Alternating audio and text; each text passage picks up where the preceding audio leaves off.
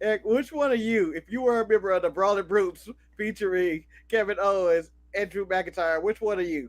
Well, see, the way Drew McIntyre is looking at Kevin Owens, I I don't cannot like be. it. I cannot be that. I mean, I mean, he looked like he's a snack with his jeans and no shirt on. He looked like, you know, I like him chubby. I think that I will be a little bit more of a Sheamus, where I can't be trusted, but I can also try to lead, but I still can't be trusted. Marcus, I think you're more Butch, just because you all over the place. I don't think I'm rabbit like that. I think Butch doesn't have any self control. Ah, shit. Thank you for answering your Betty. Who are you? I think I'm KO. I can't be trusted. Yeah.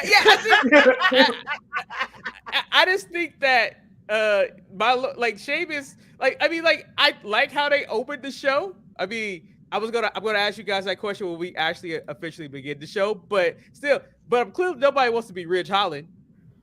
My hot take is if you watch an AEW show and SmackDown, it's a complete 180 on how they do their show. It's storytelling.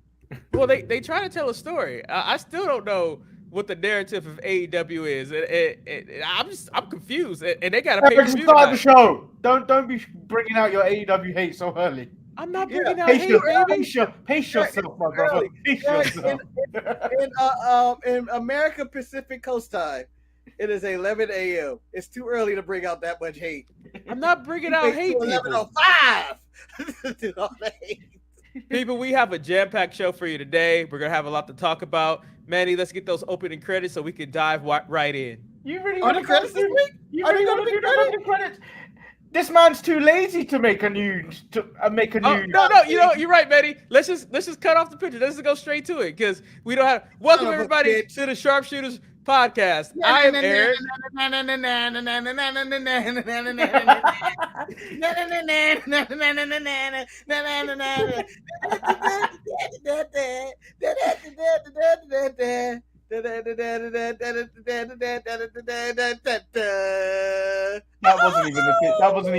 That wasn't even it. I think I got some of the notes. You didn't get any of the notes. I've only been listening to that fucking song for about 20 years of my life. Mark, I want to let you know it took me 15 seconds to realize what the fuck you was doing, and then I was like, damn. I think he's trying to do the theme song right now. And then I was like, oh, okay. That's what he's doing. Let me hear your crack at the theme song. Go ahead. Manny, how are you doing today, Lord Manny? You thought about it, though. You thought about it. I'm doing great, Eric. How are you doing today? I'm doing all right. Things are going well. Things are marinating properly. I saw the menu on Thursday. I'm happy. Marcus, how are you doing? Eric, I am fantastic. And on this show, I don't know if we want to save this for the end, but me and Manny have been asking people all week. Yeah, we've got questions for you, sir. Questions for you. We have questions for you. All right, so we'll save those questions for the show. So let's just dive right on in, and let's start off with SmackDown. The circle is now complete. War Games has been solidified. We know the teams. Marcus is snorkeling for some reason. You don't understand why we just did what we did? No. You said let's dive in. You said dive right in. Manny went like this, and I was like, and then Manny went back in. To save you. Well played. Well played, because everybody knows. With Telecon. We're in Telecon live. So the show started off with Sheamus, Butch, Ridge Holland, the Brawling Brutes, and then Drew McIntyre came out to the ring. I want to ask this question. WWE decided they wanted to put some clarity, pull behind the curtain. I guess everybody knew that Drew McIntyre was one of Sheamus's best man. They decided to write that into the storyline. Manny, how did you feel about them bringing this dose of reality into the television world that takes place on SmackDown? Well, it does kind of it makes sense, but then it does make what writing Sheamus off TV make look stupid. They could have just left it, but they didn't have to write him off TV, but it makes sense to bring back some reality like they do later on in the night with the monster big Braun Strowman. Yeah, but but we'll see, get onto that later. the interesting thing about it, I think they realize that wrestling fans don't remember why he got written off TV, and I think they also feel like the people who are in the know that he got married, and he pointed that out. Marcus, they tried to do something in this segment that I don't think was as organic as it was when Sami Zayn brought up Usi. Marcus, did you feel bruisey or bruty? Did you like that, or did you find that corny, Marcus? I felt Sheamus did his best effort and he tried to get something going, but He tried. He tried. I want to be a part of the beautiful people, maybe if he would have went that route, but I'm okay with it. I am happy about. I thought the canon made sense. I was like, oh, this is gonna be canon. And I did think about them writing him off, but you can still get married after getting your ass kicked. Yeah, I mean, I'm not canceling my wedding because I got fucked up on the streets of SmackDown. I'm like, oh, we still got married. All right, so the addition of Drew McIntyre to the team. I mean, later on we'll know who the fifth member was. I mean, if you guys watch the show, they teased throughout the night. Oh, Sebi, you won't know. Huh? It's in our thumbnail. Yeah, I know. So Sebi comes out. He confronts the Brawling Brutes and Drew McIntyre. He says, like, yeah, I'm gonna beat you tonight, Butch, and I guarantee it. This caused a ripple in the bloodline where Jay is just going off because once again, Roman doesn't get to work on time. Did you, Betty? Jimmy stepping up, telling both of them to calm the F down. And then afterwards, Sammy coming back and doing a handshake, and then Jay asking the question, "Do you really like him?" And he's like, "Yeah, I do." He's like, and then Solo didn't answer. I mean, he was very quick to recapture his composure because I saw he covered his face very quickly the moment he came back. Yeah. I need an interview with Jey Uso and just all the Sammy moments. That's all I want to ask him about.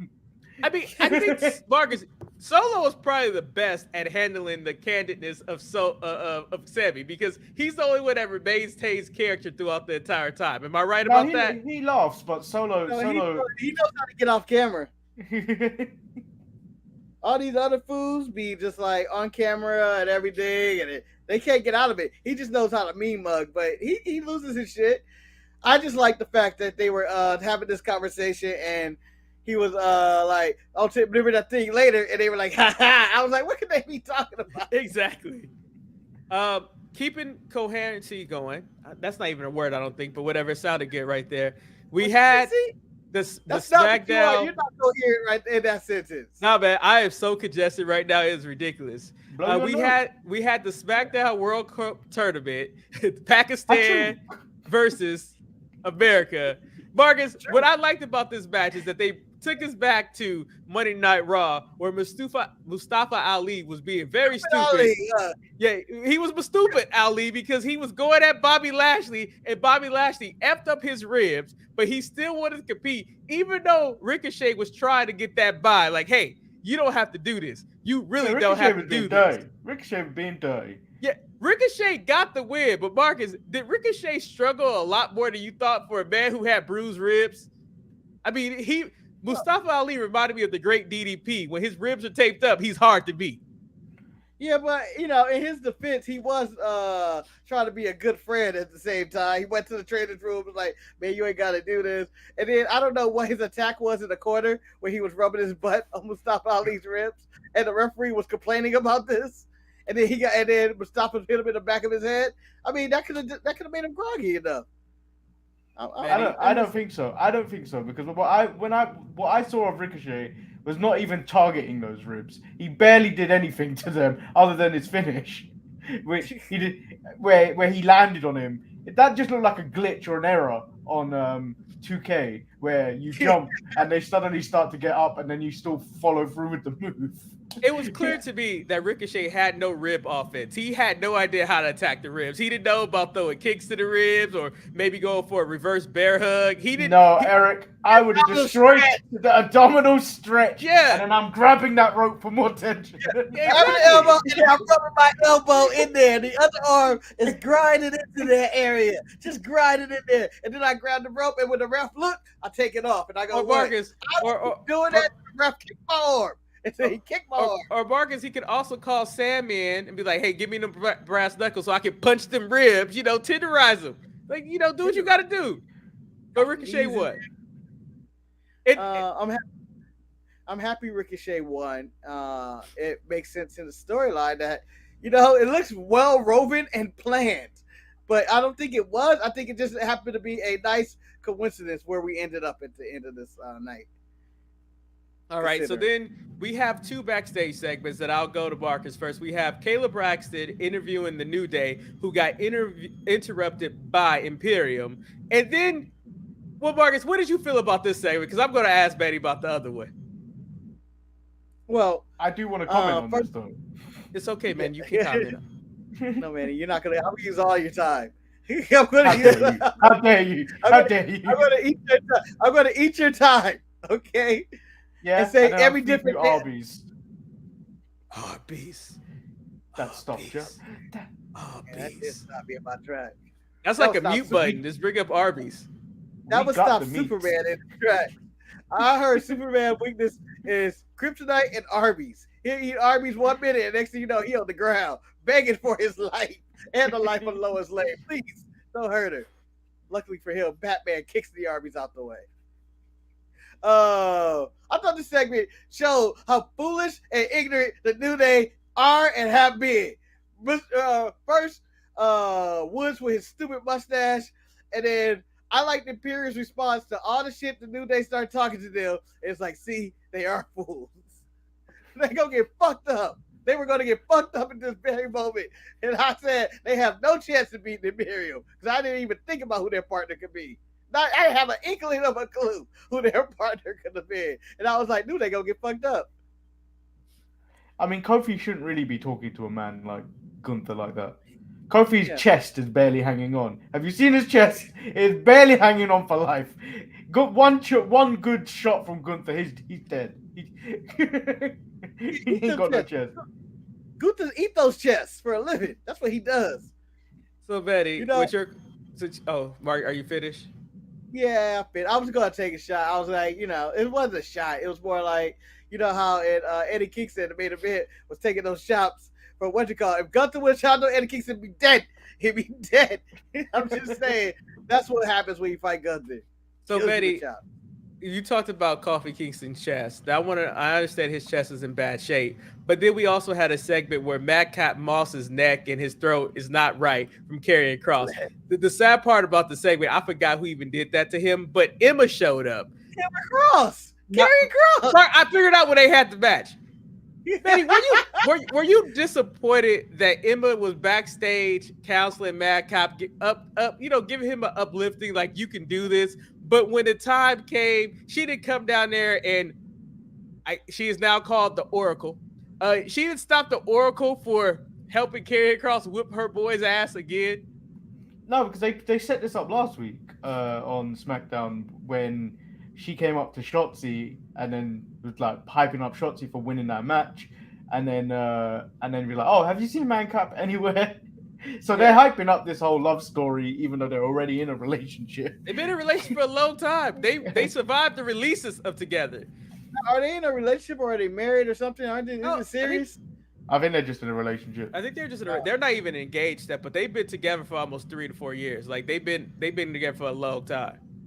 She's been with him through multiple names, and he has with her. I don't know if to call you Riddick or Madcap. I mean, but, her strategy, I appreciated her strategy. Use your speed, Madcap. Take that into consideration.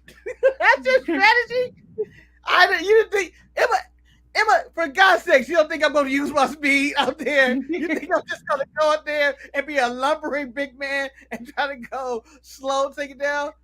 Marcus, Yeah, but you don't know what his mindset would have been going into that. He's still kind of hurt, so he might be like, I might just go into fetal position, just let him win. Let me point out, Marcus, Emma is well aware of how quick Madcap is, and she's not happy that he's so speedy, but she knows that he excels at getting things done quickly. Hold on, how dare you? What? I saw you earlier turn your face in the pre-show meeting when we told a disgusting joke. You just told a disgusting joke, and it all smiles with you. You hippo and a karate. Yeah. You're over here talking about some premature speculation here. I mean, well, speaking of people that get the job done, Marcus, I'm going to turn to you first because you were very eager to discuss this. You turned to me first 3 damn times. What if No, I didn't. I've been rotating, but Marcus, this is something that you wanted. First? This is something that you wanted, Marcus. You wanted to talk about this. Bray Wyatt decided to come out to the ring to address the situation between him and LA Knight. LA Knight came down to the ring, and for me, I don't know what's worse. LA Knight slapping Bray Wyatt once, but not twice, but slapping him wearing what he was wearing. I just felt that this, like, you should have punched him. I had a lot of issues with this segment, but Marcus, you said you had more. So tell me, what was your dissection of this segment between Bray Wyatt and LA Knight? I want to say, for the record, there's very few wrestling segments that I thought were perfect, and I would not change a single beat. Maybe in their outfits, because their outfits were ridiculous. I could not see myself wearing whatever each person was wearing. But, however, I will add to this. One, this is the reason why I think how I would die. Because I am a very petty man. I would go out there and say, I would do the slap and then slap him again. And say, now we're even. Now we're even. 2 for 1. I've been waiting for this all week as he was yelling. His plan was always to get the 2 for 1. And in Bray Wyatt's, defense, he went out there to be a better person and apologize. But there ain't no room for a better person to run professional wrestling. LA Knight didn't even know how to respond to a man apologizing to him. This shows the mental health and the safety of a professional wrestler. Like, he was like, apologize? How do I approach this? Well, I guess I have to slap him in the face. You don't want to have a match? All right, I slapped you twice. Bray gets crazy eyes, kills LA Knight off camera, and that's how I think. No. It was on camera because I'm gonna talk about it a little bit later. But Betty, how did you feel about the slapping? The two pats that hold around the world, man. Gave 2 pats. See, the first one I approved. The second one I was like, you shouldn't have done that, man. You should have done that. You shouldn't have done that. You got to understand the beast you are fighting. That man has mystical powers. You do not fuck with that man. In my head, I was like, LA Knight, you were released once already. Slapping Bray twice, giving him 2 pats is not a good thing for you to do. There's not much money for you. And you have a very petty heart. You ain't getting the eye for an eye, and then you want to be put up on the scoreboard. You don't want to go up. Mark, if I'm going to resort to violence, Marcus, I'm not going to slap no man. I'm going to punch him, probably with brass knuckles. I'm going to lay him out because, Marcus, I know ain't nobody going to let that go. You can't let it go. See, LA Knight knew what he was doing. He knew Bray wasn't genuine. That's why he went for the 2 for 1. But I can't understand why he felt a slap was what he needed to do in that situation. Yeah, but you know what? Next week he's gonna come back and talk his shit. Yeah. So he gave Bray he gave Bray motive. He gave Bray motive with that second slap. So by far. But did you guys catch when Bray Wyatt was in the back? No, Mark. That's what. Hold on, because he was talking. Hands down. That was my favorite part of SmackDown. Nothing else really mattered to me in SmackDown. But when the Usos was confronting Karrion Kross about, like, are you the mysterious 5th man? And then the cameraman sees Bray Wyatt in the back, and he slightly tilts his angle to hide Bray Wyatt. I was like, Bray Wyatt is about to kill LA Knight. Like, my favorite thing about that is because we all know a man. We all been to that point and met a man, seen somebody on the street where they were muttering to themselves and their frustration of their situation. They always try to fuck with it. I swear to God, if I see this dude on the street, I swear I'll kill his ass. Kill his ass. I get an opportunity. Don't let me see no LA Knight walking around the streets because I'll fuck him up. I'll kick his ass. I whoop his mama ass in front of him, and then whoop his ass after I whoop his mama ass. But the funniest thing about this ass whooping segment that it was also followed by what happened from last week, where Shayna and Ronda got the best of Shotzi, and so now Shotzi's getting, because like literally, you know, when you see the highlight, Shayna's like, "Hey, she's right behind you," and she turns her back, and then Shayna chokes her out, and now we got the old Queen of Spades. Manny, did you like the transition? Because did you see, like, I mean, Shotzi got the win, but at what cost? Well, at what cost, Eric? I saw two sad, vicious, panda-eyed women come out and try and disrupt the Filipino vibes coming out there. And then I don't understand what Raquel's business was here. I know Shotzi's going to get murdered at Survivor Series. What, Raquel just going to immediately step in like Hogan during Bret Hart versus Yokozuna at WrestleMania 9? Go for it. No, well, they were a tag team, Manny. I think were they tag team champions? Or they just fought for those titles? Aaliyah was her tag team partner. Oh shit.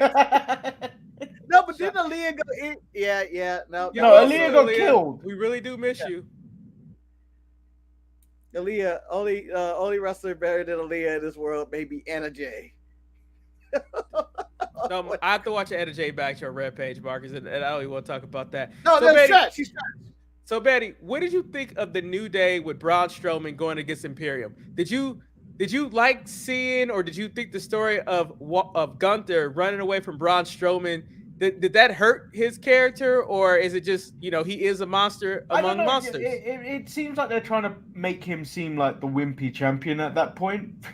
like when the first opening bell is like, ring the bell, and then he just jumps out the ring, nearly falls out the ring, and then he's like, and then hiding from him, and then like when he could have made the save, he just left the ring.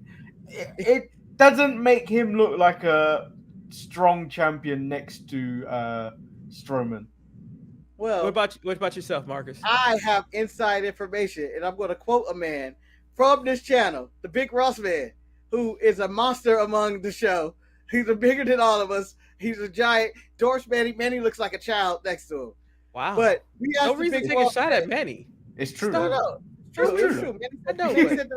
Manny said that himself. But the Big Ross Man said if he had, and I believe we asked him, it may have been myself, if you walked into a room and there was a man taller than you, and he was, angry, upset, how would you feel? And the Big Ross said, I think I'll be really terrified. And that's how Gunther was in this moment, in which, all right, I see what he got, and then he threw his chops in there, and it looked like Ric Flair hitting somebody, and I was like, oh. At that point, I was okay with Gunther running for his life because he wasn't prepared for Braun Strowman. If he had a game plan, maybe he wouldn't be as scared. But it did nicely to set up the seeds that we all know Braun Strowman is winning this World Cup, or they're going to figure out a way to screw Braun Strowman from getting to that finals now. I think they should. That flippy flip stuff that Ricochet said in the back. I think he should be punished for what he said. And I also think wrestling. I also think that it how do I say it helps make the story marinate longer between Braun Strowman. I was gonna talk about that when we got to the AEW segment, Betty. When you talk about Braun Strowman against with Gunther, because like I think that you cost him because like he is bigger than a Gunther, so it's like of course he's gonna be scared. And Gunther is a tactician. He's the ring general. He knows who he can fight and who he can't fight. And so I like to see him avoid it. And I think that it plays into the role that he is a tactician. He knows what is smart, and he knows how to protect his title. Speaking of not being a very smart tactician, that is Sami Zayn. He wrote a check that his ass could not cash because he did not beat Butch. And all hell broke loose at the end of SmackDown, and KO was debuted as the 5th member, which is probably the worst draft pick ever because you can't trust KO. Well, before we jump into the finale of this and the epic thing of KO and Roman making a save, I get to that. I have my finals of the World Cup being Butch versus Gunther.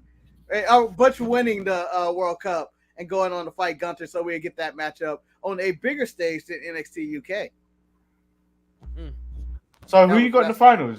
Butch versus Strowman. Huh? Ricochet. So you got Ricochet defeating Strowman. I think with the aid of Imperium.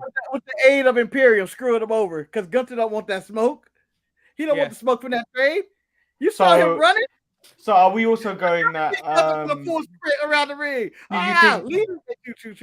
Do you think Legado's gonna get got during that match against Butch with the Viking Raiders and their Voodoo Woman? Yeah, as much as I love Legado, I feel like they're not going to get. I don't feel my boy Santos is getting further than the next round. Excuse me, yo boy was Swerve. Your boy was Swerve. Santos has always been my boy. More than one boy? I can have more than one boy. You can have more than one boy. No. You can't be the only one to claim Santos. I like Santos too. It's a free world. I ain't claiming another person. I don't believe in slavery, but the principle of the situation that has nothing to do with slavery. So Roman decides to get to work at the end of the show, and he saves everybody. But is this where we finally see the cracks in the Bloodline's armor? Yeah, because did you see the way he looked at Sammy before Kevin came out? Yeah. Talking to your shit.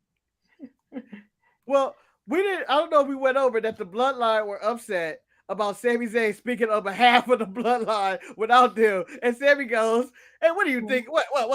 You don't think we're gonna win? No, I know we're gonna win. But I didn't publicly say it." So it's like, you gave them what they say in a whiteboard topic or whatever in football or in basketball, whatever you gave them something to put on their fucking board. I'm the one. And so I think that this is the thing that's going to destroy the relationship of Sammy and the Usos, is that they're going to lose more games, blame it on Sammy, beat him to a bloody pulp, or, probably not bloody as WWE, but they'll beat the shit out of him. Sammy's the most over babyface ever. And then Sammy goes into the Royal Rumble and wins the Rumble, and he fights Roman Reigns. He loses to Cody, Marcus. He loses to Cody. Marcus, we saw the document earlier this week of the Rumble order. Sami Zayn is not winning that. Why did y'all? That document is the greatest document ever of fan booking at its best. But my question for you guys, and anyone can answer this question, we could all see the displeasure in Roman's face with Sami Zayn. The question is, where do we get the follow-up for this story? Does the follow-up take place on Monday on Raw, or does it take place? Do we have to wait to Friday again to get the follow-up? Because I think, to me, this is my biggest issue with AEW, is that they don't give me that hook to keep coming back. And I think that hook every week of Roman being frustrated, I want to hear what he has to say about, we got hooked this week in one of his most competitive matches that he had, but he was going against Tiger Style. Say that. You derailed me. But so where do you guys think is going to take place? Raw or SmackDown? SmackDown. Because I'm going to say this right now. Yeah, I'm going to say this right now. They don't care about Raw. Stephanie, Nick Khan, and the powers that be in the back, I think every week they go, fuck Raw. We put it on SmackDown. Raw ain't even got no belts. They don't got no belts. And they got the U.S. title. They got the U.S. title. And we were, it was to the point where you realize when Austin Theory was talking, I got no other title to win. I'm on Raw. What do you want me to do? What do you want me to do? I'm stuck over here. Shout out to Austin Theory coming up with a plausible explanation of why he cashed in for the U.S. title. He was right. It's like he ain't gonna never get Roman at the right time or the right place. He can't do that. Before you go further, I need you to acknowledge the A-Town Down. You have never acknowledged. You have not acknowledged the A-Town Down. No, I'm not. Because it took place. It took place when we weren't watching, and this is their thing. And I refuse to acknowledge of them doing side missions when we are in Vegas. I'm sorry, that's a side mission. Delirium? When Manny couldn't sleep and he just lost his mind and started yelling A-Town Down. No, Marcus. No, Marcus. You don't understand. Marcus. Just because you got FOMO, just get involved. No, Manny's A-Town Down and all those A-Town Downs that we were in Vegas, that was like LA Knight slaps to the face right there. That's what they was doing. They was slapping us in the face. I'm sorry, you chose to go to Vegas. And you guys chose to leave us out. And I'm not going to participate in your game. Marcus participated in the live stream. He typed in that live stream. Yep, once or twice. And who iPad did he use? Mine? No. I think you did. I used my phone. I was on my phone, brother. But I would like to also say, for the record, quote the great Charlie Murphy back to the LA Night. Slap us in the face. It was to quote the great Charlie Murphy from the Rick James Chronicles or whatever it was called. Whenever you slap a man in the face, you slap a man in the face, one of them men gotta go. That's just the way. That's what he felt. You can't do that. That's the most disrespectful shit you do. And when he slapped him in the face again, it was disrespectful. So Eric, acknowledge the A-Town down. No, I was already called Smokey the Bear this week. Smokey the Bear? Yeah. Oh, that's low-key big. That could be considered racist, Eric. No. Because I shouldn't do this. But I'm going to send you something, Manny. And you're going to use this for evil. But I didn't know that you were the only one that could prevent forest fires. I didn't know that. And how does that responsibility weigh on you? You'll find out. Just give me a second. I understand why you have heart conditions to this day if you're smoking a bear, because all that stress. So we're walking into work, and my friend says, "Hey, Eric, you're on a billboard." Oh my God! Oh Lord! Yeah. Hey, change Smokey. My Smokey was more grizzled. No, man. He had the rounded face. He's that Web 2.0. This Smokey done got some work done. And I figure this is a good transition to get us into Rampage. I don't know if Manny's gonna share that picture, but I would like to share it. Smokey done got work done. He done got some veneer teeth. Hey, and look how safe I am because I got that latte right there. Ain't nobody. Why do you look like you're 3 feet tall in this picture? I don't know. You have never looked smaller in my life, and I'm not talking about your weight loss or whatnot, but you look extremely tiny. You look like Kevin Hart standing next to this picture. You look like those parents that take pictures of their kids on their first day of school. Yeah, right. I did. You look like a kid. I'm going to school today. And also, I want to give you a thumbs down in this picture because I bet you that was a pumpkin spice latte. And tell me it was. What was it? It was a chai tea latte with oat milk. Ooh, I see you, Eric. Chai tea latte. I see you. Yeah, I was trying to poop. I'm now in the oat milk game. Oat milk, yeah. You know oat milk is more fattening though, right? You know that, right? Well, oat milk is better for the earth. How you like that? That's good. So what's not better for the earth? Let's just talk about Rampage real quick. I'll give you guys a rundown.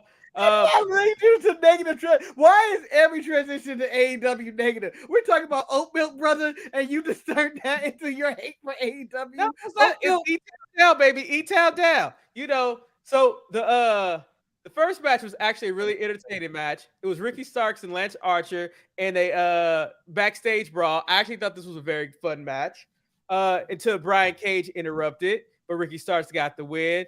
Then we had Hook versus Lee Moriarty, which was actually a solid match. Hook got the win, but this was like the longest match that Hook has had. Then shit started getting bad. This is what I had to text Marcus and Manny about this. Like, how am they going to force me to watch Athena versus Madison Rayne? And that's where I had to watch. Athena got the win. Then I like that you gave us a review of it in Rampage.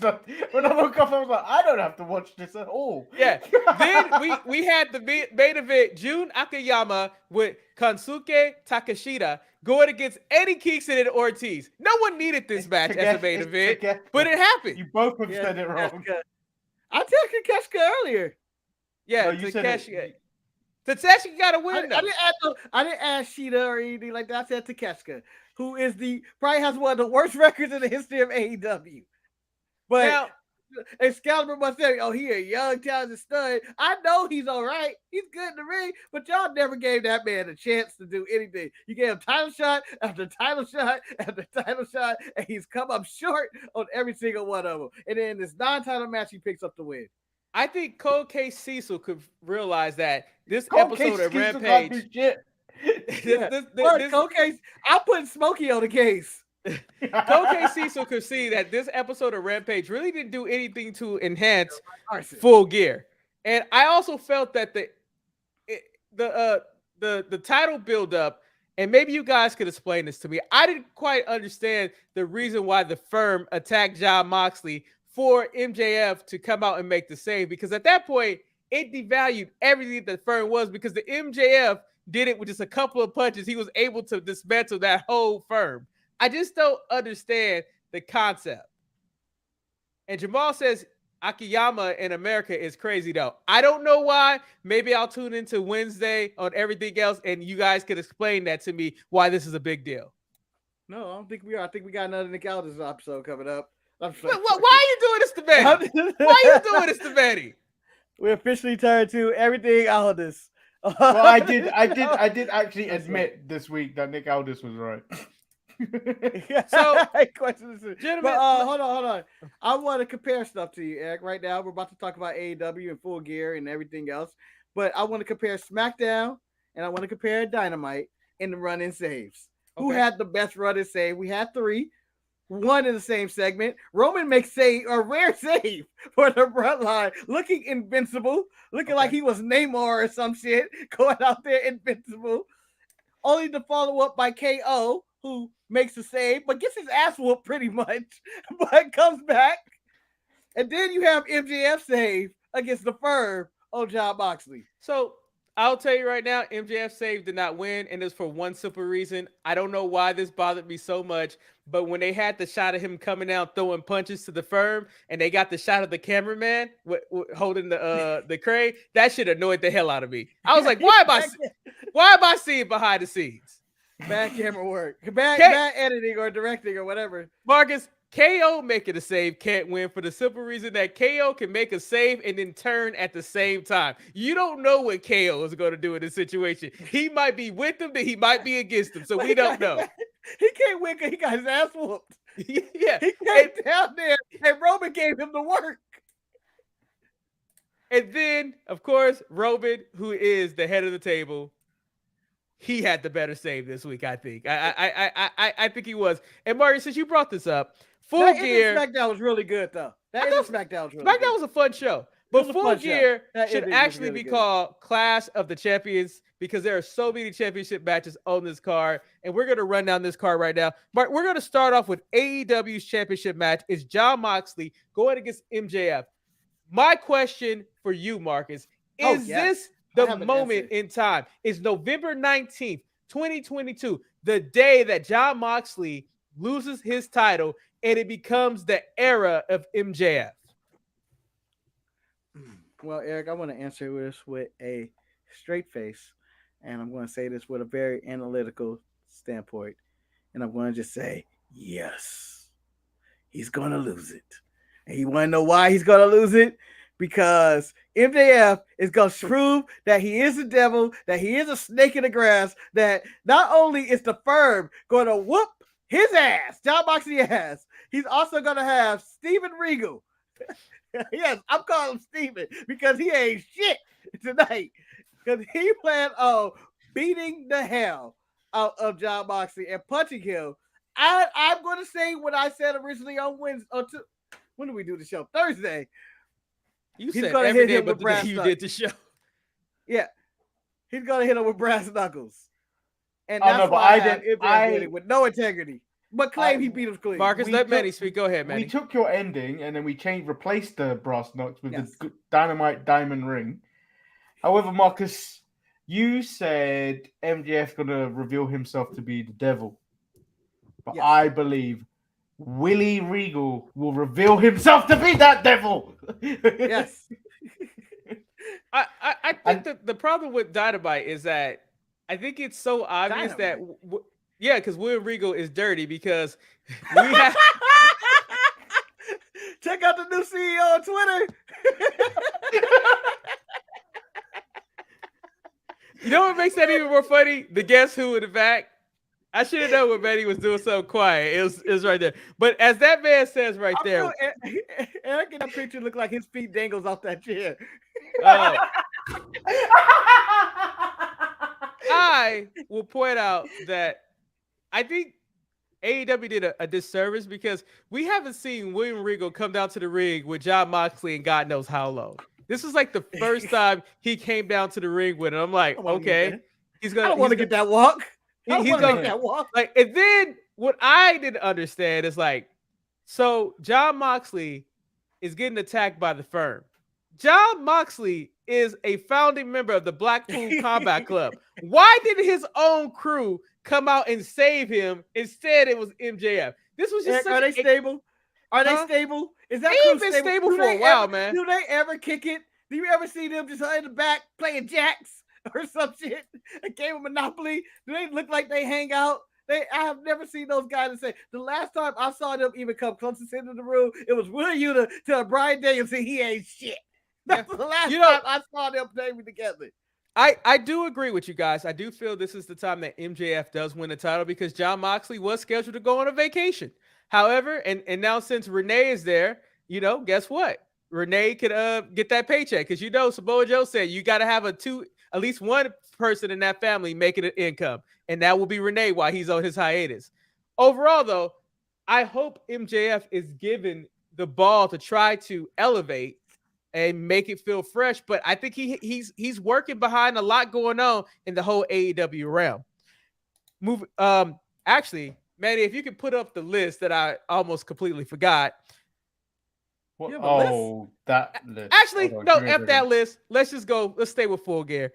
Going on to Ring of Honor. They have a World Championship match on this card. Manny, I told you he couldn't do it. We have a fatal four-way. We have Chris Jericho, Bryan Danielson, Claudio, and Sammy Guevara for the Ring of Honor World title. I haven't watched as much AEW and Rampage. I don't know how all these people ended up in this fatal four-way. But Manny, overall, do you think Jericho is going to retain the world title, or do you think they're going to put this on Bryan Danielson? They're going to have to put it on Bryan Danielson. They're going to have to because nothing else is happening with that title. And who else can they dig up as a former ROH champion? Dig up? From obscurity. All right, here we go, guys. And Manny, I know I owe you money. Oh, my leg cramping up. God damn it. Here it is. $1. I bet you. At least turn the dollar the right side way? I mean, thank you. Okay. I bet you $1. You owe me 39 more of those. Yeah, the Ocho retains. I'm not taking up that bet. I'm not betting with you till you pay up. Manny. I mean, I think the biggest question about this I'll never pay. If you would have saw Rampage, they had a backstage segment with Jericho and Guevara, and Guevara hinted at turning on Jericho for the title. I think it would be a mistake to put the title on Guevara. I think that it's common. It makes sense to put it on Bryan Danielson, but we don't know.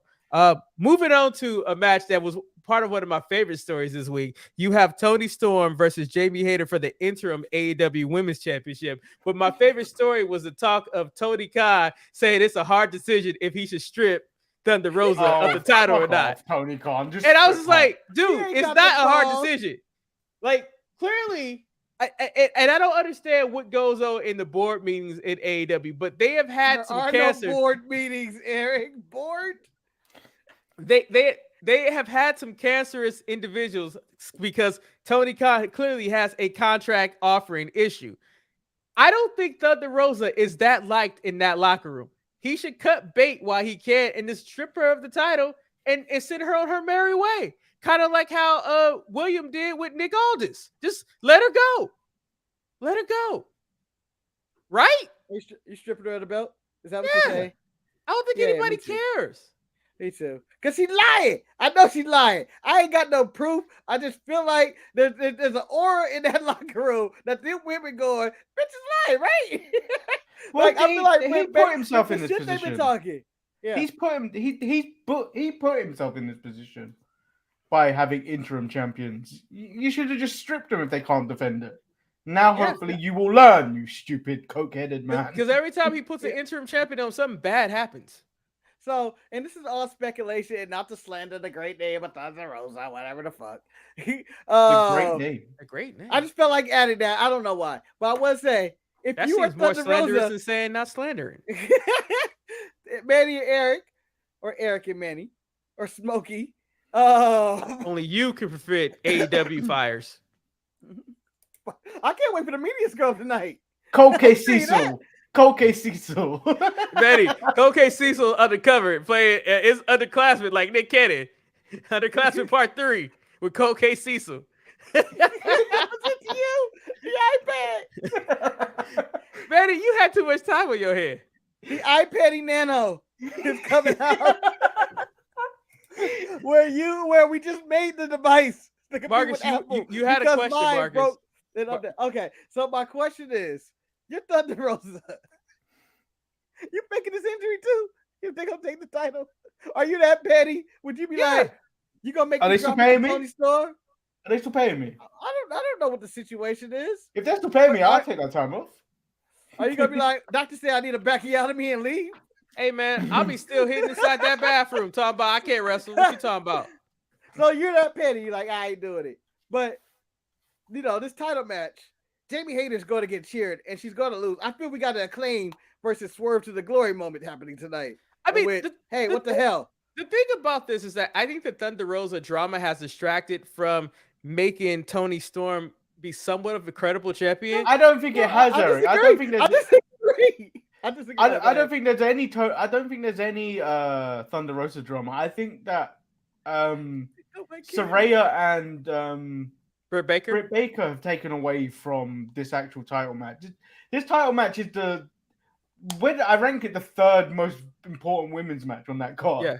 So Betty, I have a question for you that just has derailed me, and I want to ask. Can I try it? No, Marcus, I want to ask Betty this question. But I just want to say, Eric, no one gives a damn about Thunder Rosa. Tony Storm is the champion. So I'm going to say that for the record. No one thinks about Thunder Rosa. I think Tony Storm is the champion. I'm curious to your opinion about this because Tony Storm and Malcolm Bivens, now Stokely, have always been two of your favorite entities that were in NXT, and they left to go to AEW for whatever reason. Do you think they have any regrets about their departure? Because I don't really feel like that either have really been put themselves in a better place, because although Tony may be the champion, it's still, she's not being featured the way that I think that she wanted to be featured. I mean, at this point, you got a question: are they happy? So, I think she is. That she's the champion, and she doesn't have to follow all that WWE bullshit that was going on back then. She ain't got a pie in her face. A pie in her face. I think she probably is better off on AEW, but it depends what kind of mood Tony's in at that point and whether he's going to feature you or not. A lot like Vince. I think there's a lot of similarities with Vince and Tony of like when you get those reports of Vince is very high on this guy, and they're going to push him. It's like Tony. Tony's got a new toy. He's going to push that new toy, and then a few weeks later he's done with it. I think it depends on how much brown nosing you do of Tony Khan, like Britt Baker has. And I think somebody has said that something a couple of weeks ago where they said that, Tony's just like Vince. He has his favorites and that's who he pushes. But Marcus, because I miss Malcolm Bivens, and I thought him with Diamond Mine was hilarious.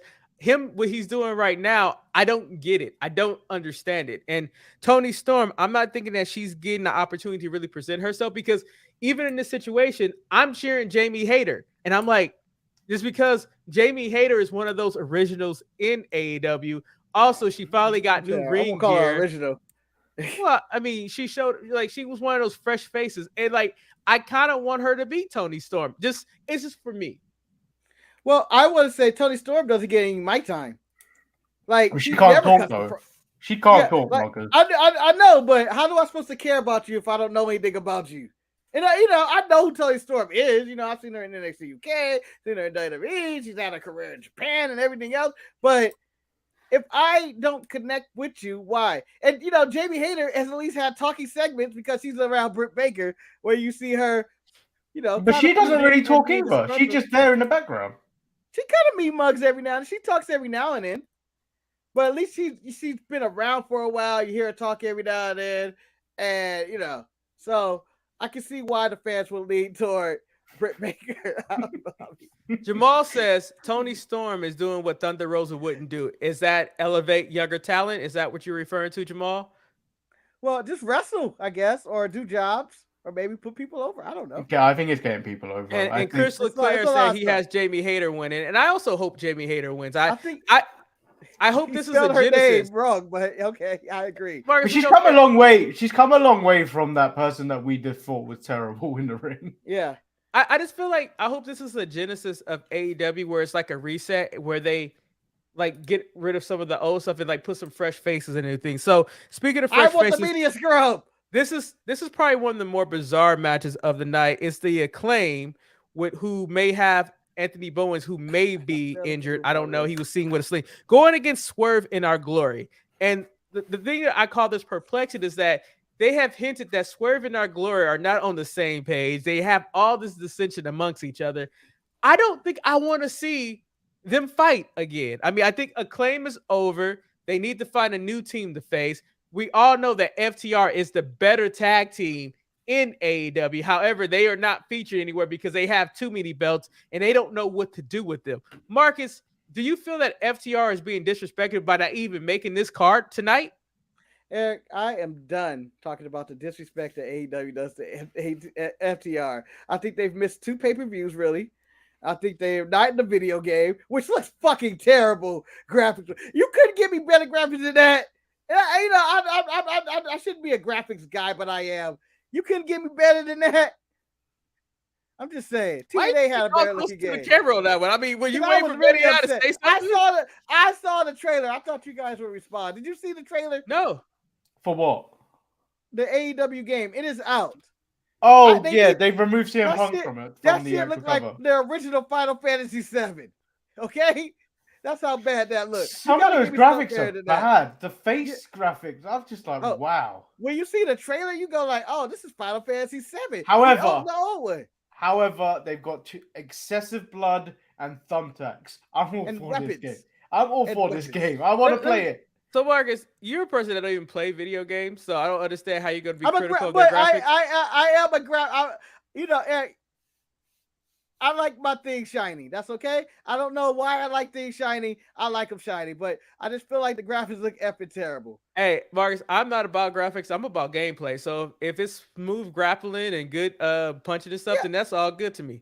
I agree, but I just think that if in modern times you can't contradict your own self when you make your own points, Marcus. You gotta wet my whistle. Imagine you look at a movie trailer and Avatar, they're like, "Oh, Avatar, where the one?" Which I'm not excited about, and it looked like shit. It looked like the Smurfs. It looked like the Smurfs. To this day, man, I still ain't found one person that's excited about the new Avatar movie. I don't know nobody. I don't know anybody who's in 2022 who's like, man, I need a new Avatar movie. I just don't know. Well, I'm not hyped. It's been too long in a movie. I'm not sure I'm gonna enjoy the gameplay of this game. By the way, I don't know. No one's gonna know. It still doesn't have a release date. Well, Ross Sean Sapp or whatever his name is. You named 3 different people, Manny. You named Ross, the big Ross man, Warren Sapp, and Shawn Michaels. I don't know. So it's been said that it's going to play exactly like No Mercy, which I think since gameplay has moved on since then, I don't know if it's going to hold up as much for more of the big wider audience. It'll hold up for people that have played No Mercy and grown up with it, but I don't know if that type of gameplay is going to hold up for most people, because most people are probably going to be like, "Oh, I'm used to how WWE 2K plays." So I'm actually looking forward to actually how this game comes out. So back to the original question. Like shit, but it's a good game. Back to the original question, because Marcus did derail the show. Yeah, Betty, I'm sorry. Are you invested in Swerve and Our Glory versus the Acclaim? I mean, they did that little video package. I think it was okay. If Bowens is fine, this match is gonna bang. Because like the first one was really good, the second one, not so much. But like I'm sure because this is the rubber match, I think this match is gonna bang. But isn't this just the match where it's gonna finally be where Keith Lee gets either fed up with Swerve or Swerve turns? Like, I mean, like I'm assuming Well, we've been everybody waiting turns. for this to come to an end for so long. This has to happen. But are we getting Well, Rick Ross? Are we getting Rick Ross as part of this? I just feel like in the world of AEW, everybody turns on everybody. You saw Joe last week. You Hey. saw Joe. You saw him turn for no reason. So we're gonna get a Regal turn, and we also get Swerve in them turning. But I also think my question is: would you accept Billy Gunn filling in for Bowens this week? Because that's probably the solution to this. I don't know. I don't know. Guess what? I have another title match, y'all. Another title match, and this could be a title match that might make people buy the show. It's for the trios title. You have Death Triangle going against the returning Elite again. Marcus, you've seen this match a lot of times. Are you looking forward to seeing it again? Yes, I think this is gonna be it's gonna be a tough match to beat. It may even start the show. It's gonna be the banger of all bangers. 20 stars from Dave Meltzer. It'd probably be a 4-star match in reality. 10 million spots. Yeah, 10 million spots because Nick, Matt, Kenny have something to prove that Tony has invested in us over CM Punk, the cage fighter commentator now. So they have to go out there and just put out a banger. And I would, I think that's what they're going to do. I'm never disappointed by these, these teams' matches. It's just that there's no deep story behind it or what you call them. They never lost their titles. It hasn't been explained on TV why they lost their titles. I think everybody in the world knows. Everyone knows the reason why. Yeah, everyone that watches AEW knows. But I know that I know they're gonna win. They're gonna right the wrong, but I feel like that is a disservice to the Death Triangle, though, just a little bit. But I think it's gonna be a good match either way. What about you, Manny? I don't care about the Death Triangle, but I feel like it's a disservice. It's Manny's time, Marcus. The only thing I don't. The only thing that's gonna detract from this match is Pac. Whenever he goes to that top rope. Other than that, I think this match is going to slap so hard. Harder than LA Knight. Oh, bitch ass slap. My only issue with this match, I only have one issue, because I'm confident that it's going to be a good match. I'm confident it's going to give everybody that energy that you want to see. And hopefully they place it at a good point in the show where it doesn't ruin the flow of the show. My only disappointment is that I know that the Elite are going to get the trios titles, and now that we're not going to see Kenny Omega go after his world title again. So, I mean, I'm assuming that Kenny Omega will be put into that role of just being a trios thing where he has to go through the circuit of fighting the Best Friends and Eddie Kingston and whoever. I mean, like, Eric, is this he's still got to shake off that ring rust? He's not. He's still. I don't think he's fully healed. Okay. He came back from injury and was suspended like a week later. Yeah, I think he's still got to shake off some of that ring rust. I think he's got to find himself in the ring again.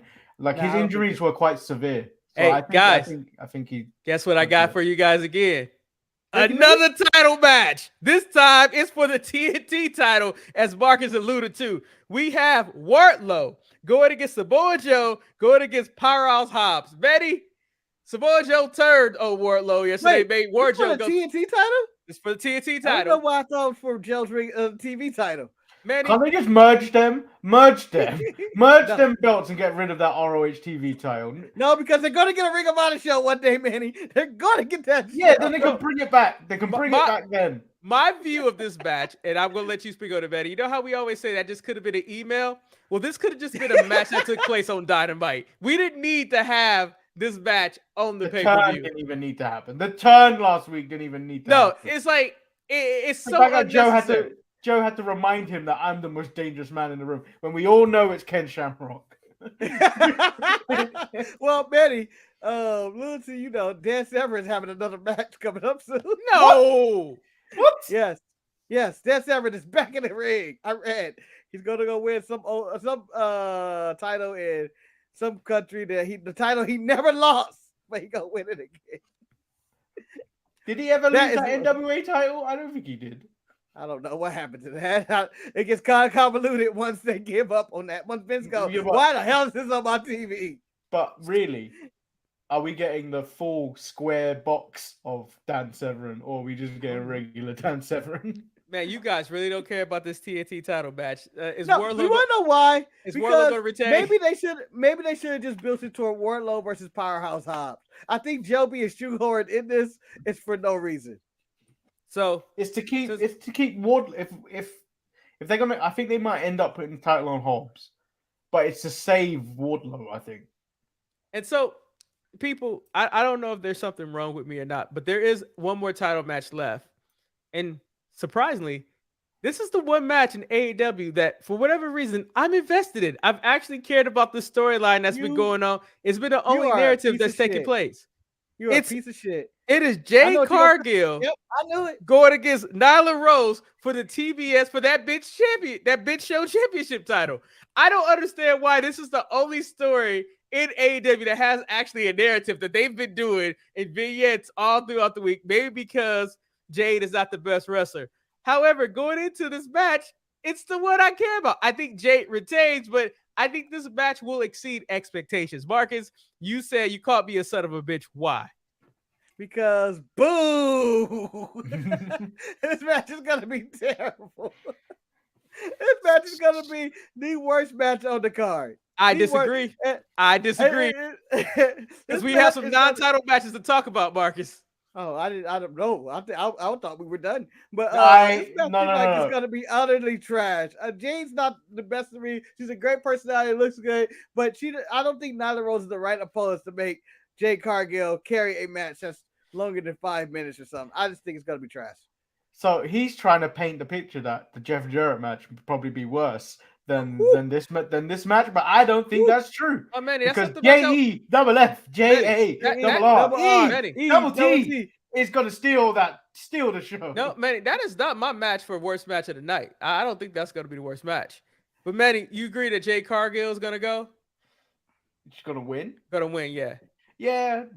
So Marcus, you know how you talked about somebody having ring rust? Talk about Kenny Omega, how he got suspended. Oh, another selling point of this card is the epic return of Saraya going against Britt Baker.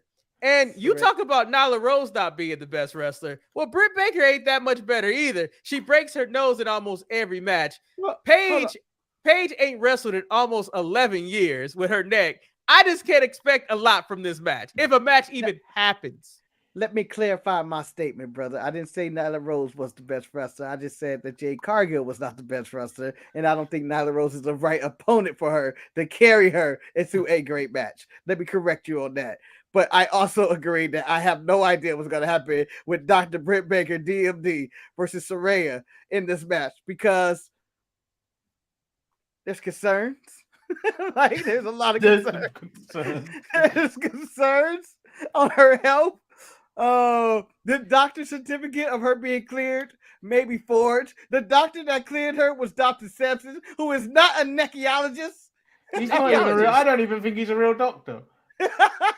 He saved Ric Flair from a heart attack. That's his credibility of being a doctor. I don't think he has any neck fusion history. With that being said, I just want both women to go out there and have a safe, untragic match that I don't have to see a tragedy in a media scrub where, I don't know. I'm not going to answer anything about Saraya's health. I don't want to see Tony like that. I'm just saying. Godspeed to both women. Man, we don't know how much Tony invested into Saraya, but we can also agree that Tony has not been the best GM when it comes to signing talent for AEW. Is this going to be something that blows up in his face, or will the fans really eat this match up and it actually is going to surprise us all?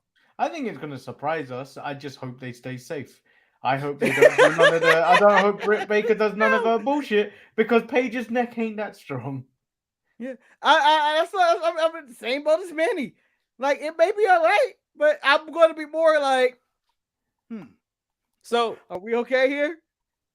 Does Saraya return to the wrestling ring? I have a Friday day as a wrestler. Is Saraya's return to the wrestling ring and the Elite return to AEW, is that enough to make you want to part with your hard-earned money for this show? Eric, every time AEW put on a pay-per-view, it is always good. The thing is, it's so long. Oh yes. So like the only thing you're getting your money's worth, but you're investing your time, and sometimes wrestling is tiring. Like Raw is still a slog. It's got better, but it's still a slog.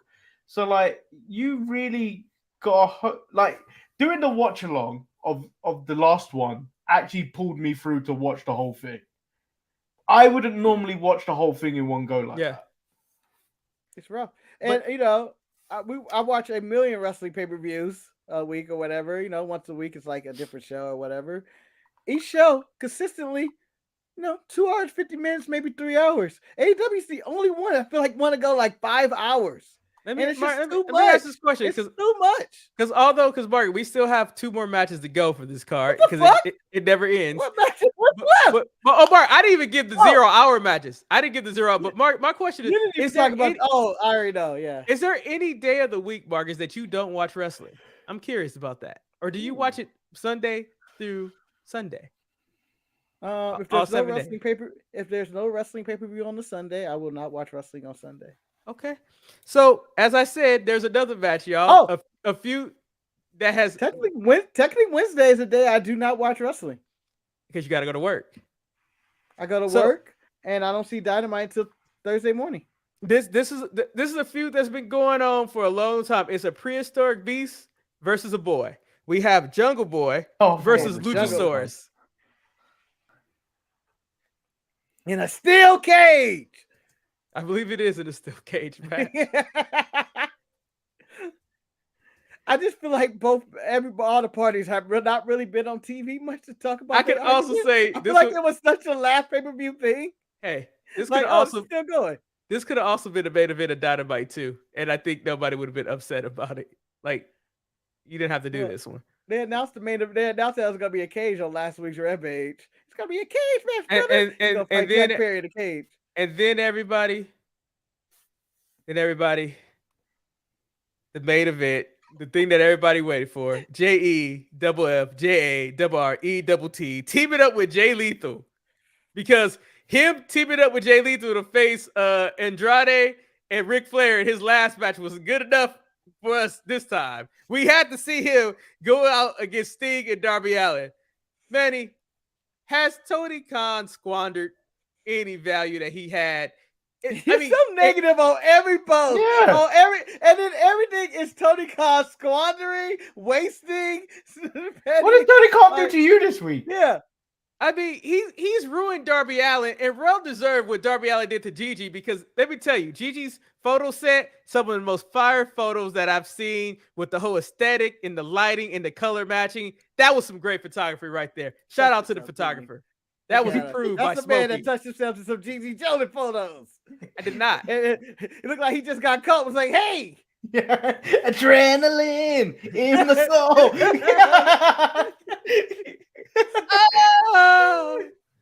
Ooh. Eric, you shouldn't let your coworkers bully you into things like this. Nah, I'm a willing participant, man. I mean, you look like you escaped from prison in this outfit and went to Starbucks as your first routine and got busted. Prison break. Oh, it's still, it's still not the best comeback ever. I can't attack you because look like the Rock's knees and shit, but you look like the Rock's knees after they got a job.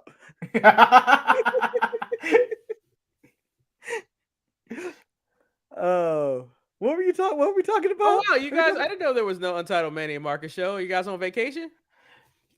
Yes, because he can't make the show on Tuesday. It's Thanksgiving on Thursday for you guys. Well, I was. However, he's still gonna do ETE. He said, "Let's take a break." He said, "Let's take a break." And I didn't say let's take a break. I said I just can't make Tuesday because I have a work day. I just want to let you know, if you want, I'm available on Tuesday. I can play Marcus. Let's do a show then. I mean, if you want me to, I can watch Monday Night Raw. I can do that. How do you feel? Hey, I hope the ratings go to hell. Hey, Marcus, you know what you can call me? You can I hope you get Dynamite ratings this week. Call me Salt Man, because I just threw some salt into your plan, baby. That's called dandruff. If you stop flicking that shit in my face. No, that's lice. That's lice right there, baby. That's lice. You got lice. That means we're doing a show on Thursday then, because Scripps is unveiled. On Thanksgiving? Yeah. No, Thanksgiving Eve, Wednesday, he will be unveiled. Scripps is making on Tuesday. Tuesday, Scripps is unveiled. We need to know who Scripps is. Is Donovan? Is it Donovan Dajakovic? No, they're playing separate. They're playing separate promo packages for that. Ah, shit. Yeah. So Clearly, I'm not paying attention because I just assume when scripts pop up, I just like fuck. That's Dajakovic. I stopped paying attention. No, the script said Breeze this week, and I was like, if it's Tyler Breeze, I'm gonna lose my mind. Yeah, I got some old man because he's using voicemail in a modern time. Well, he started writing. He started spraying his tag. Ready. Apparently, everybody's walking over Marcus Tuesday grave because look at Jamal. His own host on Wednesday. Tomorrow get to Tuesday too. And to note, next Saturday they're not going to be a Sharpshooters Wrestling Podcast as we're doing the Survivor Series watch along. Oh yes, that is correct. That is true. I believe I am participating. I don't think I have any photo shoots scheduled that day. You know, it would have been cool if we planned this in hand. If we got 5 people to do that watch along in honor of Survivor Series and then eliminate them throughout the show. It would be fun. Well, I feel like I'll be the first eliminated. Where we're just left. No, Marcus, I'll probably be the first eliminated. Jamal, as we're all eliminated. Nah, you know what's gonna happen? Matches. It's gonna be me by myself for the last hour, just saying A-Town down by myself, and me refusing to acknowledge him saying it. I mean, that's pretty. I mean, the thing about Full Gear, this seems like it's a Full Gear. It's a lot going on this show. Survivor Series to Full Gear. What do you got right now? They're back-to-back weekends. Survivor Series, Marcus. Is it because of War Games? War Games! No, it is not because of War Games. It's just that, I will say this. AEW has some amazing wrestling, but it's a lot of wrestling without any purpose. Like, it's great matches that don't mean anything. Okay, and so now go ahead, continue. And WWE, they don't have great matches, but everything means something. And I'll give a good example. It's a low-level meaning, but Bobby Lashley and Mustafa Ali this week, where he kills Mustafa Ali, that shit carried over to the World Cup tournament on Friday. I appreciate the continuity. Okay. I respect the continuity of WWE, and I feel like they're doing a bang-up job on SmackDown with storytelling. However, Raw is kind of all over the place sometimes, and it's either hit or miss, or it's either meh, or something like that. But I'm going to ask the real question right now, Eric, before we get into the final round out to of Brie Bella, Mandy Rose. I forgot. Got to acknowledge that.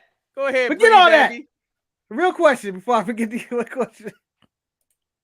The real question is that, she spit her damn face. Well, we all know Isla Dawn is not a swallower; she's a spitter. Wow, she's not real girl. Yeah, because we all know real girl swallow. Wow, 2 weeks. 2 weeks in a row. Wow. But better show. I said Survivor Series, AEW Full Gear, or I don't think they can top last one's the Media Scrub. Which I can't wait. I want drama in the Media Scrub. There's no one that toxic, unless Britt Baker's doing it. Unless Britt Baker's doing a Media Scrum, and then Thunder Rosa just appears out of nowhere. Do you guys? Fuck you, bitch! Mariah might go off the rails. She might be somebody that can go off the rails. Do you guys think that Adam Cole make his return? No, because all the reports came out this week that people are very concerned about his concussion right now. Because he's been out since June. So people are very concerned. But I'd be concerned too, because one of my favorite wrestlers at the time when he was in NXT. Yeah, he's done, ever since he left NXT, or that last right before they went to 2.0, or his send off and all that, or just like, Let me tell you, I understood why he left WWE. I do. I understood why he left, because what Vince had proposed for him is bad. However, I think Adam Cole... That was rumor. He denied that he was ever offered a position of manager, but... I think Adam Cole NXT and even Adam Cole representing the black and gold when he went up to the main roster and was fighting. I think to me that might be the pinnacle of his career. Like it was when he came to AEW. I don't think he ever got the recognition that to be a big player because like shortly after he showed up, they debuted somebody else. It was the same night. It was Cole, Punk, and Bryan Danielson. No. Punk was on Rampage. First match. That was his first match. Yeah. I would agree with Eric. I would say, him to go back, be with his friends in AEW would be like if he went back to ROH. Yeah, that's how it feels like. Eric, you know what this hit salty? Adam Cole, and this may hit you. This is like when LeBron became a Laker. And you were like, oh, we got LeBron. Oh, nothing good is happening since he got. I know you got that one. You got that one championship. But it's been all downhill since then. Good morning, good evening. May Hulk Hogan pee himself every time he sneezes. All right, JK Smush, you need to email the show to sharpshooters@gmail.com and send me that list. Because you clearly have a list because you're not making these up on top of your head. You have a list and I want to see them all. Brother. Oh, brother. Oh, no. Oh, brother. But so let me ask a question. Is it like a full pissing or like just that little pee where you have to ask yourself, man, is it really worth me changing my underwear? Like, that's what I need to know. You nasty. I made it. It's a drizzle. I made it. So I like the fact that you gonna call me nasty, but we all been there. It's like, shit. Okay, so every morning for work, and I almost get to that point. For some reason, whenever I unlock the gate door, my body goes, you better take this piss right now. No, everybody knows. And I'm like, Marcus, God damn it, give me the key. No, Marcus, let's just point out, your body is a bitch. One drop. Everybody's body's a bitch because you could be in the car on the way home like, man, I gotta pee, and just ride the road like, cool, we good. You can make all the stops, but as soon as you turn your car off and you open up your door, your shit like, I can't hold it no longer. You go get and then everything. You can't open doors. You can't work your zipper. It's like, what the hell's going on? I can't find a hole. Where the fuck is the hole? Full drop trial. I can't take it. And then the stream shoots out whatever way it wants to shoot out. It's awful. I seen a man pee on top of a urinal, man. I don't know what's going on in my life. I don't even want to talk about why people ain't got good aim at the urinal, man. I don't know. How did you get on top of the urinal? I'm also pissed that one dude that took that shit in the urinal. I'm like, why did you? What part of you said I'm gonna take this shit in this urinal? Oh, where do you go? You're around savages. It was a dodgy place, man. I was like, this is ridiculous. What man doesn't know how to use a urinal at this point? Hey, and let me tell you the worst part about it. I've never seen one of these. It was a shit in there. It was no toilet paper. No toilet paper. Yeah, at that point, that man clearly has no class. And maybe he flushed the toilet at a urinal and thought the urinal washes his backside. So he thought he had a bidet. He thought he had a bidet. Yeah. Rough day in the bathroom. Well, this has totally turned to a shitty conversation, which means that this show is over. And we got one more question. Oh yeah, you guys got to ask me some questions. We got two questions. Speedy recovery for Adam Cole, man. Hope he get better. You in my thoughts and prayers if I prayed. So and now it's time. We're in the spoiler section of the show for Wakanda Forever. Oh yeah, so if you haven't watched Wakanda Forever, again, this is your jumping off point. Leave. Yeah. We'll give you 10 seconds of Marcus singing the intro song again to let you know. No, if they don't get the hint that this is spoiler, fine. That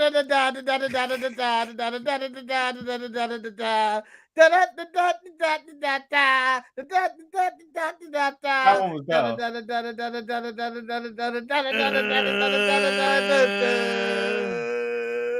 Low dramatic pause, like, is the show over? Nope.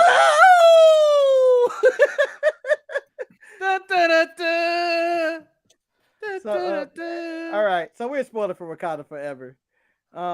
Eric, this isn't really a spoiler. This is kind of just a scene. It's not going to ruin it for you. It's a spoiler. It's a spoiler. Killmonger's in the movie. You know, maybe no one knew that. But Eric, you drink the Black Panther's juice from the flower, and you go and you follow the ritual, and you go in there. and you walk into that room, and we ask, Eric, who is in your chair? That you go, what the fuck? Why am I seeing you?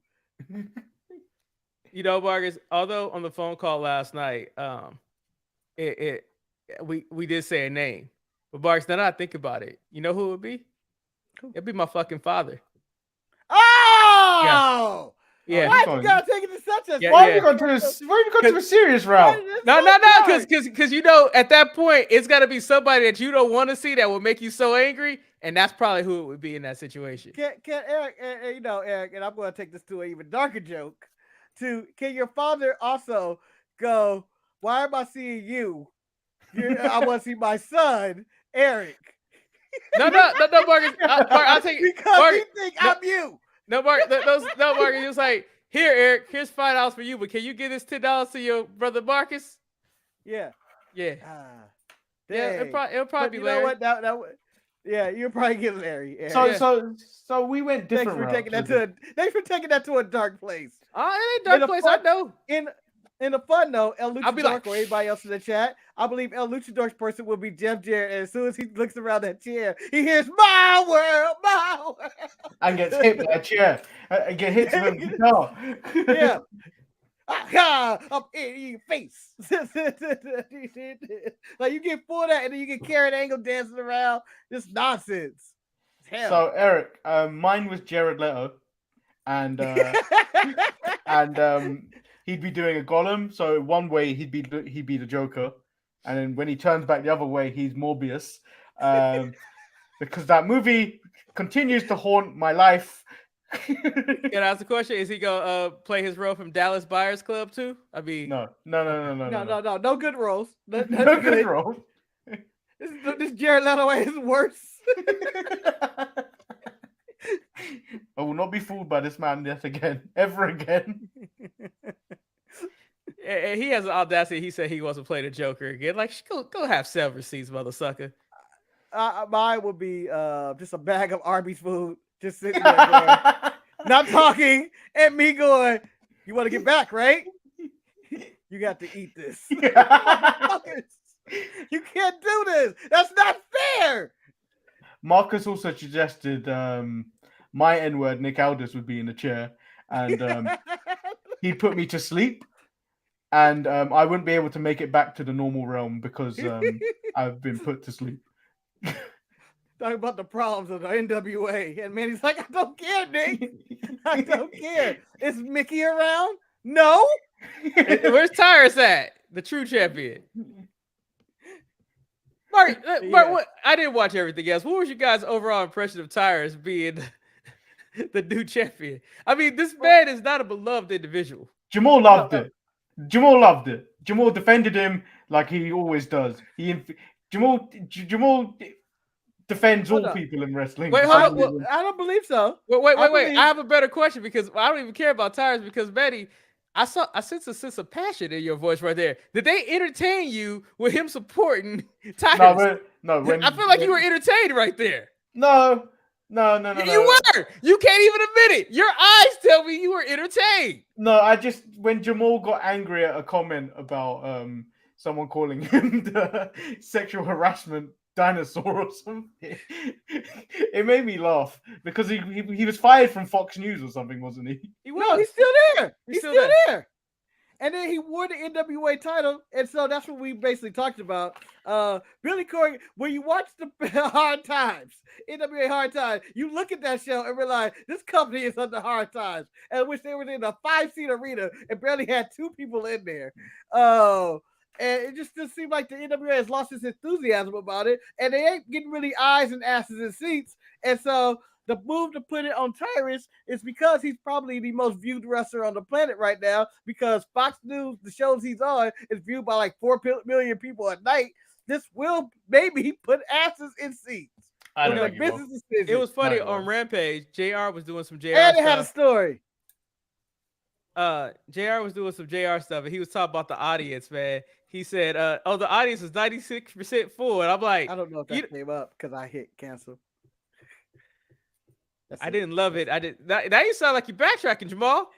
No, that's what he said on the show. Maybe if you watch the damn show. No one else does, so why should I? Was anybody else happy about what happened? Well, fuck you. No one watches your shows either. No, no one watched any show this week. But also, let me point out that I don't care if anybody watched the show that me and Jamal did, but I thought I thought that was a very fun interview, and I learned a lot about Jamal. And Manny, you'll be up next where we can talk to the Lordship, find a little bit about what makes this man tick.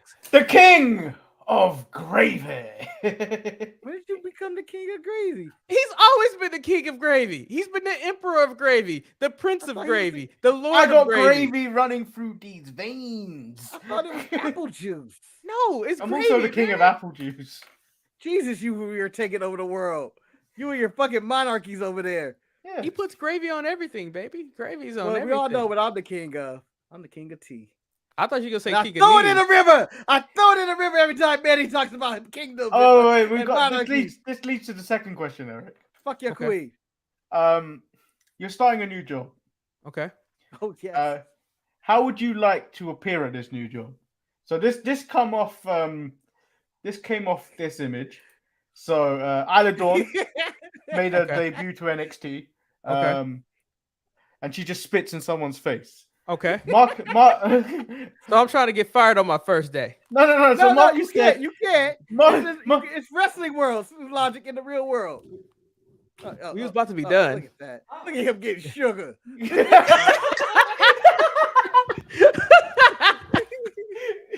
So Mark. He said, Mark said, look at him getting sugar. So Marcus said he would like to just appear out random one day, spit in someone's face and go, "That's Marcus the grand finale!" And now he works here. Like you need someone to yell at. And I like to do a random. I think Manny got vignettes. Yeah. No. So this was all happening in the intro of the show where we talk, but in the cold open. So I had to run the intro and then quickly go back to this because I have to ask Marcus, would you prefer the surprise of spitting in someone's face or doing whatever, taking out the number one contender or taking out the highest the person, next person getting promoted, the next person getting promoted at the place, or would you like vignettes of Eric's coming? Oh, you mean of the build up? Yeah, so you gotta think in wrestling terms of how did you want your debut in a vignettes. Modern workplace. I want vignettes. So you're gonna get what type of vignette and how long? Are you talking a veer run? You got an Emma Lena or something going on, or you know what? I would like the world to get prepared for my debut, so I'll give him 4 weeks, give him a month. And then what we doing? Are we doing like Kofi Kingston, Trouble in Paradise? No, man. No. We're just doing a lot. We're going mysterious. I want to take a little bit from Bray Wyatt. We're just gonna see a door, and like in the first week, the door is gonna be far away. The second week, it gets closer with more smoke, and the door keeps getting closer. And on the fourth week, the door opens up, and then I walk, and it says, "Next week, he's coming." And that's what I'm gonna do. You just see it straight away. I hope HR gets involved in your interview right away. I think fire, health, and safety is going to get involved as well when he comes through that door. They're going to come with the fire extinguisher, and then there's going to be a man on the side on the piano going ding, ding, ding, ding. Yeah, the smoke show, man. No, because remember, I told you. When you show up to 9 a.m. in the morning, are you cutting the lights out in the building and walking? Because remember, Marcus, I told you guys this number. Although he is currently canceled and you can't play any of his music, in this point, the smoke on the day, all of the lights is gonna play by Kanye. All of the lights, and I'm walking up, like coming out like this. Not like this. No. I honestly see next week on SmackDown, right there in that empty space. Do you guys see that clue that I left right there in the corner that says that guess who? That's me right there, man. Guess who? Look, and this is my office. Look at all the cameras on the top shelf. Yeah. Look at that. Smokey all the Bear cameras. debuts next week on SmackDown. But how terrible is that monitor you got up there? Can't get TV? Can't get proper TV? That's a 2003. He ain't read those books. All the lights. So I do want to show up and be in the hoodie and show up and push the person and attack somebody on my first day at work and be like, oh shit, that's Marcus the grand finale.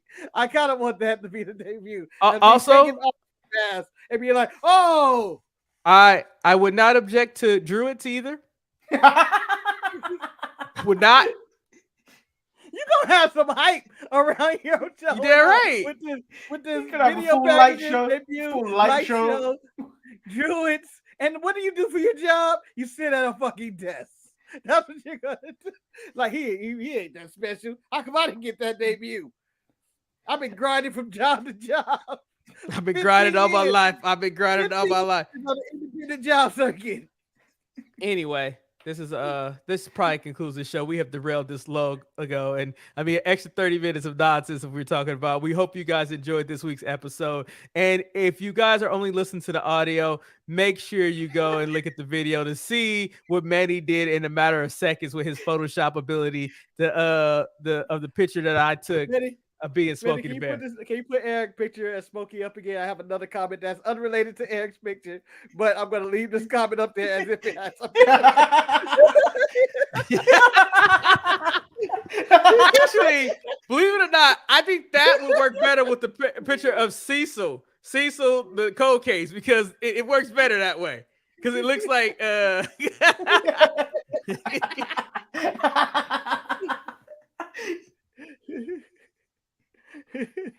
also, maybe this good one.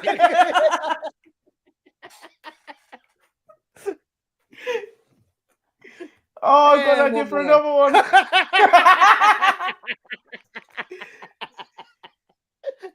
Replaced by a computer. I've got an idea for another one. Okay. Do we have time for that? I don't think we do have time for it. I'm working, but I'll be watching, I guess, I'm surprised you didn't put King of Sweets down there. I did. See, this is what Eric, happens. you should stop sending us photos. You should just stop. Manny, think about this. I posed for this photo, so I have no problem being the butt of the joke. I do whatever I can to try to get the views. Please help me. Help me. CSI on that TV? What is going on? I know, Mark, that's how. I know you're not really in this office. Mark, it's the last 4 minutes of every Monday Night Raw we saw. The first. He's like, damn, that might have been a great episode. But again, I want to say this. My favorite part of Monday Night Raw every week. I know I talk about the wrestling and it'd be a good show and whatnot. My favorite is tuning into Monday Night Raw 1 minute before the show comes on, just to get what happened at the end of whether it's Law and Order, CSI, NCIS, Chicago Fire, Chicago PD, or whatever. Because they always had those glaring looks of, damn, they really got away with that shit. And it's always funny to me. Executive producer Dick Wolf. Anyway, that's enough. Hope you guys enjoyed this show. It's No. Because I stalled for Manny. Eric, did you see Dave Chappelle do the House of Dragon? And did you see Light Skin Larry? No, I did not. It's just Ice-T, who they class as a player. They class all the old what you call them? Oh, the Haters Ball? Yeah, the Haters Ball. Oh, I didn't know that. Yeah, the SNL sketch. Yeah. It was me all along. It was me. That's it. It was me all along.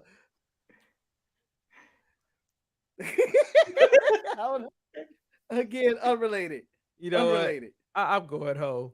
Hope you guys stay sharp. You are home. You are home, baby.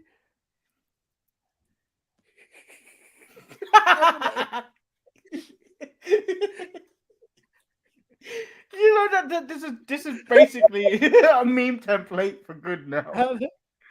You know, the worst part about it, I already know how Betty's best. I know how Betty's best stuff is gonna start off.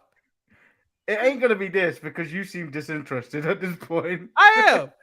I mean, we need to hit the show so I can decide if I'm gonna go to Arcadia. Okay, so we'll be back next week.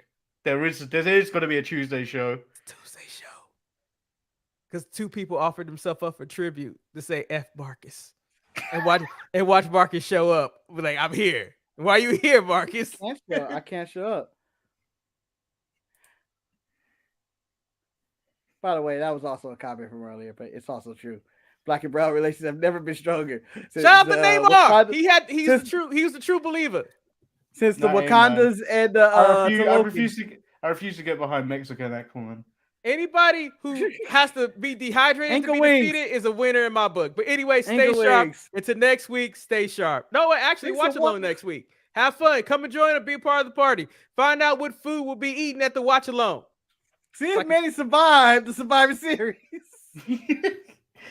As he normally fights damn every pay-per-view.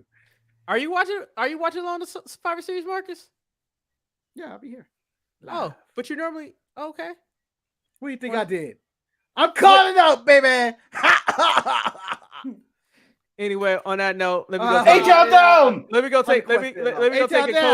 take a COVID test. E-Town down. Scissor me, daddy.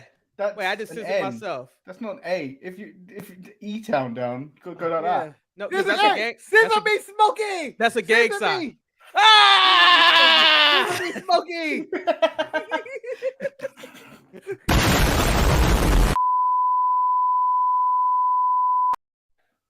Why are we still here? Find out the next Saturday at the Survivor Series. Yeah, talk to me. Kill Jamal for not having Marcus, talk to me. That was the worst slap ever. Hey, just like LA Knight. Shake my hand. Hold on, Eric. Shake my hand. I can't even move my arm, man. You know that. Anyway, I gotta say bye to Shante. Why you joking? Bye, guys. Bye.